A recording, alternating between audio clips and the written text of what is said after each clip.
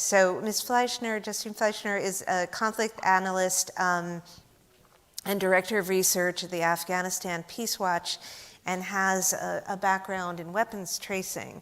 But I'm going to ask you a sort of mixed question. So if there's a belief or a call that somehow there has to be a nonviolent organized resistance to the Taliban, in other words, that civil society in Afghanistan are the ones who need to organize and push back on both the Taliban and all of these terrorist groups that are essentially finding safe harbor in Afghanistan today.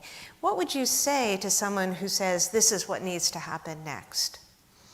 Yeah, thank you so much, Annie, and thank you, Jason, for having me and for organizing this conference. And as Annie mentioned, I worked in Afghanistan between 2018 and the collapse, leading weapon tracing investigations with ANDSF. So very kind of specific work on Taliban weapon supply lines, Islamic State weapon supply lines.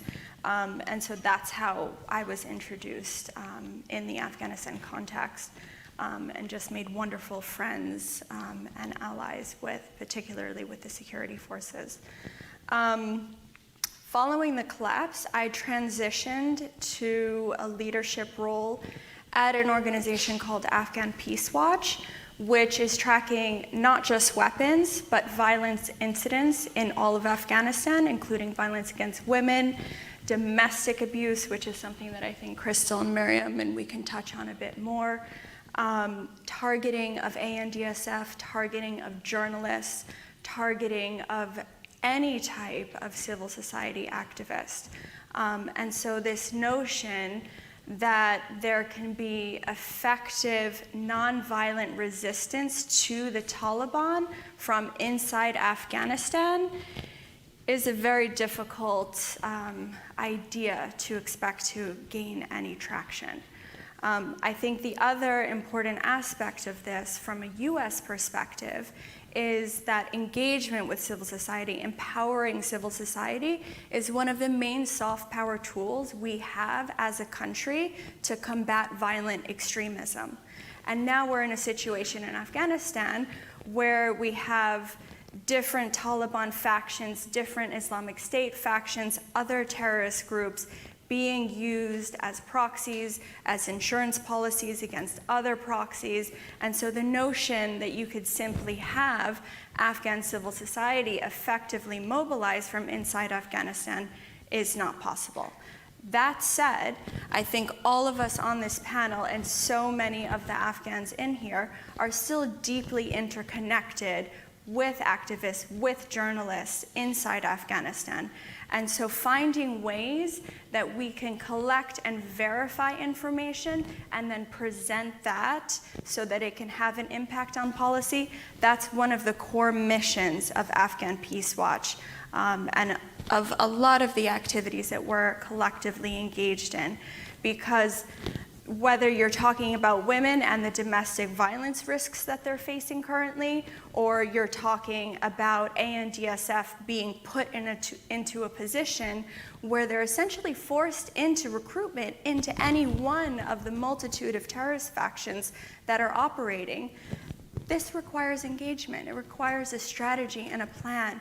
It requires organizing outside of Afghanistan, investing in technology, investing in tools that can allow us to connect and understand the ground situation, the ground realities, and empower those civil society that we believe in, that we've invested in over the past 20 years to act as an effective counterbalance to the Taliban.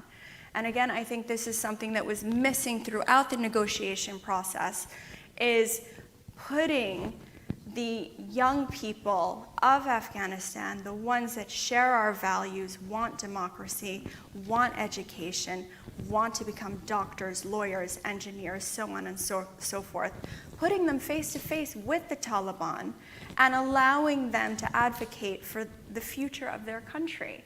I think the other piece of this, looking at this as a security expert, there are so many internal divisions within the Taliban right now. The Al-Qaeda connection that I think the administration kind of hoped wouldn't surface, at least until after elections, has become clear as day. And so there needs to be a strategy, there needs to be a plan. If we expect there to be a nonviolent way forward, then the US really has a responsibility and an obligation to facilitate that.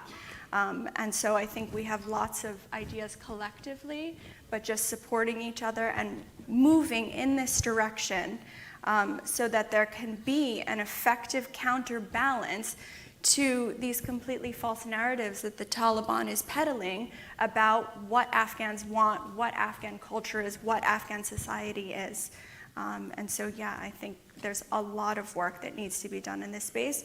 But I can also say after a really tough year where I think a lot of us were dealing with a lot of grief, there's a lot of hope and optimism that this situation will not stay the same forever. And that if we start galvanizing each other now, there can be progress made in this space in the years to come. And certainly, most of us are in our 30s, 25. Certainly in our lifetimes, there'll be a lot of major changes. Thank you.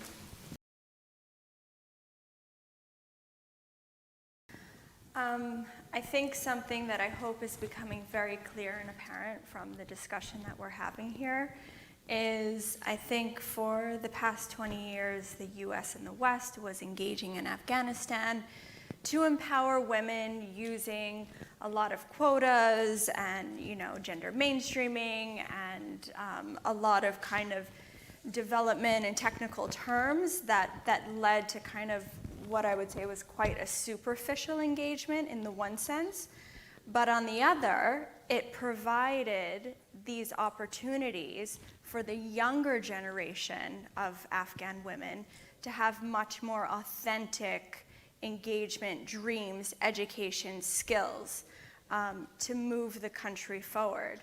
And the link between empowering women and countering terrorism and why the Taliban is so fixated at systematically erasing women from public space.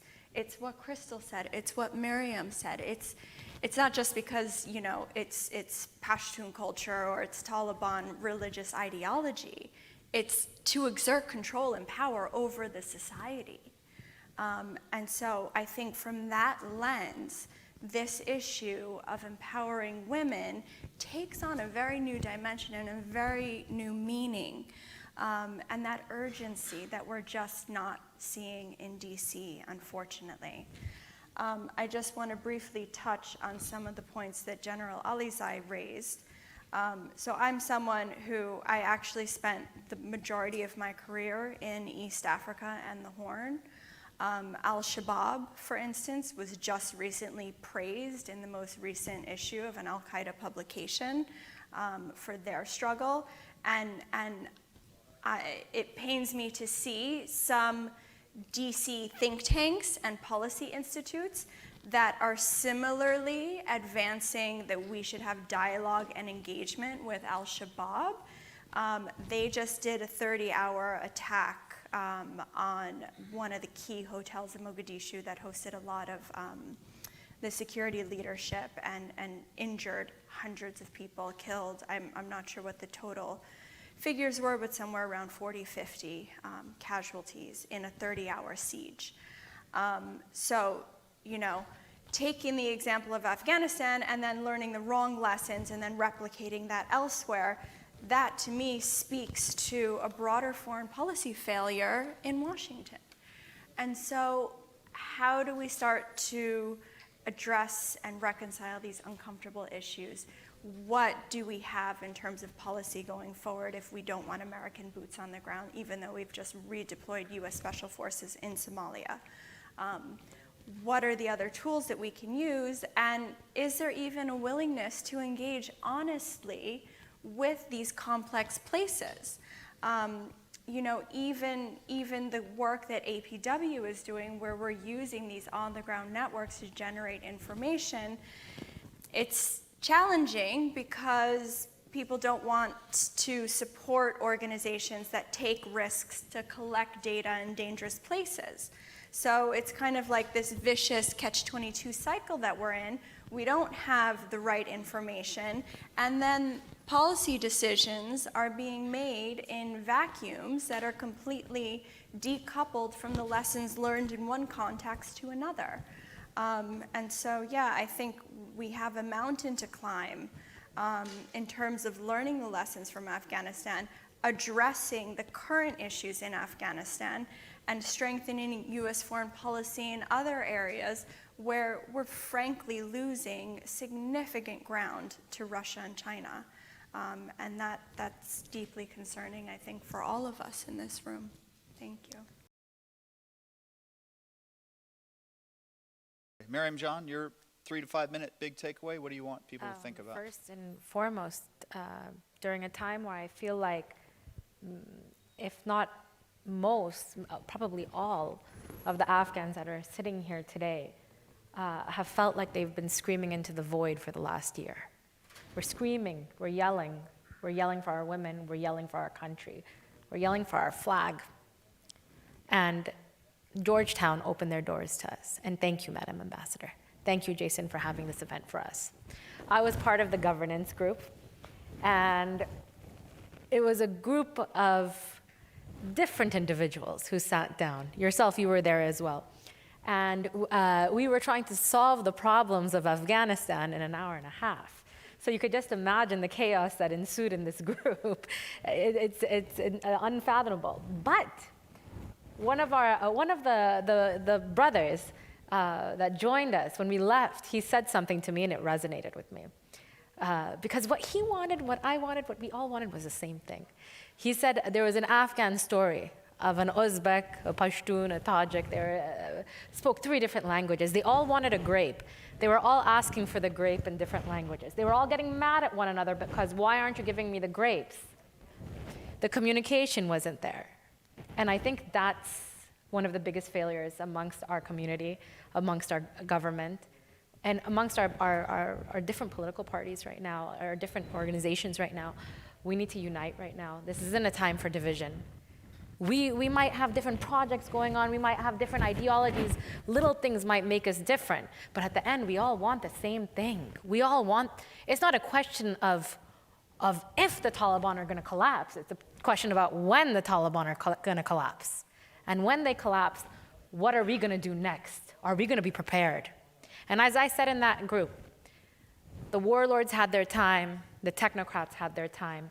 If Afghanistan is going to get freedom again, I truly believe it's going to be on the backs of the women of Afghanistan this time.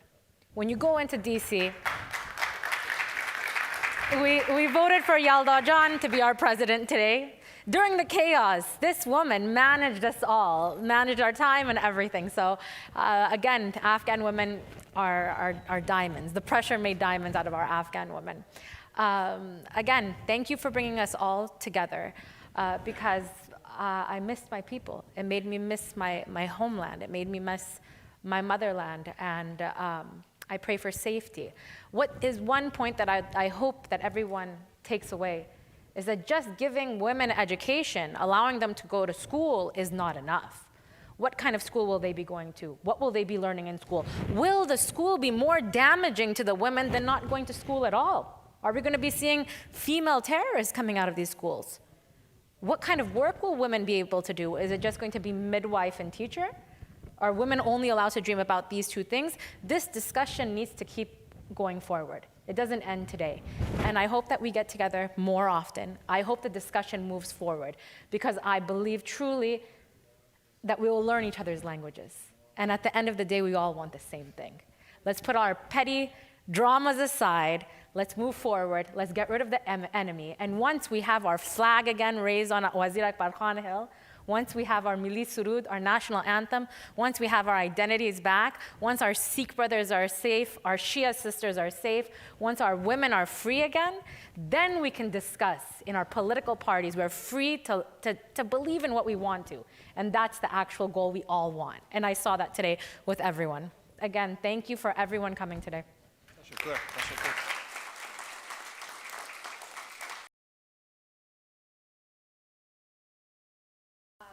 just want to start with a short little story.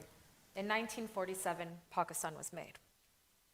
The Afghan ambassador congratulated Pakistan for their inception and said, we wish that you have a peaceful and prosperous future, and we wish the best for your people, but we cannot recognize you because the people of the tribal belt have yet to have their voices heard. They built a strategic depth policy. They stuck to that policy, and in 2022, they were able to take my flag, they were able to take my national anthem, and they're about to take my identity. What do they want to do with my identity? They want to make my identity as an Afghan obsolete and turn it into an Islamic extremist identity. In the history of the world, there's never been an insurgency to survive over 20 years without a neighboring country's support. Why is no one talking about this? Because since I came here, I've been told by numerous people, don't say the word Pakistan, don't say the word Pakistan, don't say the word Pakistan. Am I that weak now? Is it because I don't have money? Is it because I come from a poor country? I'm not allowed to say, hey man, there's 40,000 madrasas murdering my people, committing genocides. Why? Because they can't use their nuclear weapons. Those suicide bombers are worth more than their nuclear weapons. Now and say, okay, you know what? I have an issue with your policy here. I have an issue with your management of crises. I have an issue with your education policies. What's going on here? They will never say that. The Afghan nation, if they are allowed to raise their voices, will sit there and appease the Taliban just because it's their life on the line. They will be killed tomorrow.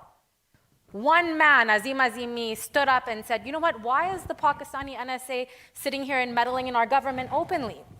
It was a peaceful protest. He put up the Afghan flag. There was no weapons. There was no looting. Before they even hit the streets, for 10 months, the man was imprisoned and he was missing. The only reason we know he's free now is because he put a picture of a dove on his Twitter. To think that this is just about Afghanistan is naive. To see that Washington, D.C. has no plan for Afghanistan is naive. We need to get our act together. We need to have monitoring on the ground. We need to see what's going on. We need to empower the youth. There's boys up there that were pilots and soldiers, young boys, 2021. They didn't plan to leave. I spoke to them today. I said, what are you guys going to do here? Where are you going to live? What's your work? Did you get a scholarship yet? I was excited. I was trying to help these guys. They said, we're going to go back. We don't want American boots back on the ground. We want Afghan boots back on the ground. We want our army to go back. Alizai has commanded the special forces, the most talented special forces in the world, and I've seen them with my own eyes.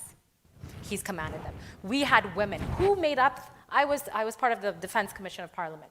Who made up the female part of the army? Let me tell you about that. It was majority widows of soldiers. And when they signed the dotted line to join the army, they didn't do it for money. They did it, they knew they were signing their death certificate. They wanted to die for that country. These people were not fighting for Afghanistan.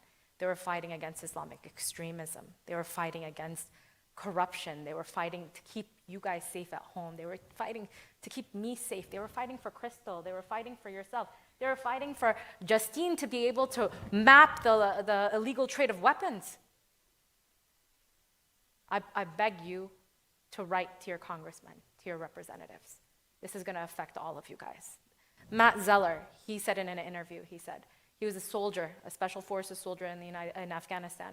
And he asked his interpreter that was with them, he said, why have you protected me so many times? You've saved my life numerous times. How? Why? He said, with my mother's prayers.